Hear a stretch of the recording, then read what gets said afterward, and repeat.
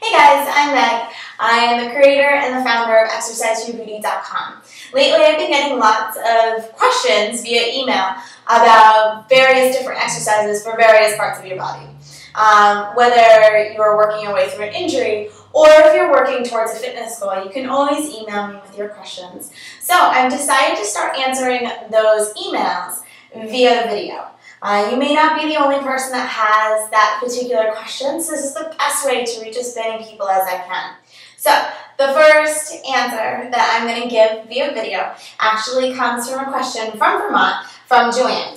She writes to me saying that she's had been doing great doing her workout routine, but recently had back surgery. She's been working with a physical therapist doing both leg and back stabilization exercises. She wants to get back into her fitness routine, and she wants to work on her ab strength. However, she cannot do crunches. Help. What should I be able to do?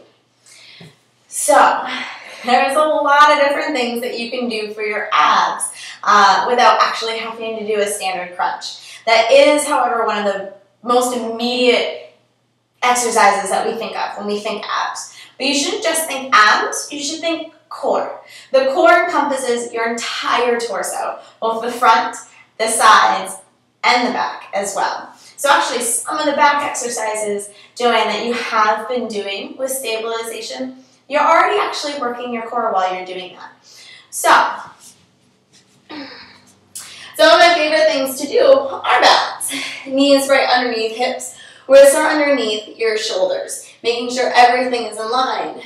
You're going to take opposite hand and opposite leg, drawing yourself out. This works on balance, works on core strength, as well as back stabilization. I think you had actually been telling me that your physical therapist and you had been doing this together during your sessions.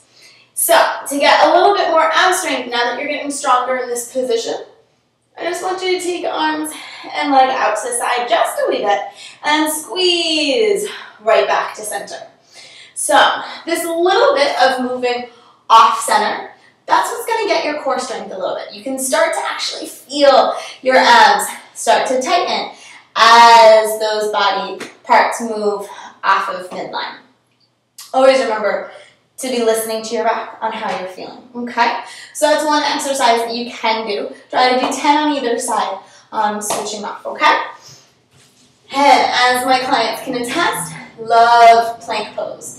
Abdominals pull in nice and tight. I want one foot back, so start getting yourself nice and oriented. And then draw the other foot back as well. One thing I always see, even with some of my class participants, all of a sudden you'll start to get this dip in your back. Squeeze the glutes underneath you and push to the hands. You always want to have a nice flat back. That's why it's actually called a plank, is because you look like a plank of wood. You can also go down on the knees.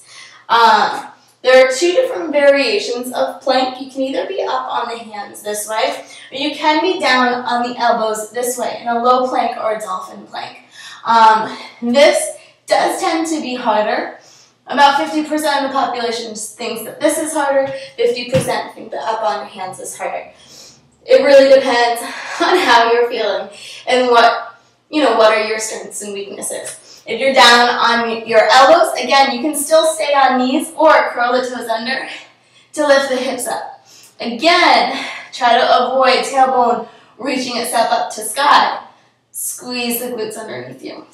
I really hope that helps, Joanne, and I hope that helps anyone else who's also wondering the same thing. If you have any questions whatsoever about any types of fitness goals, whether you're working your way through an injury or whether you're working your way up to a fitness goal, email me at meg@exerciseyourbeauty.com. Have a great day, guys.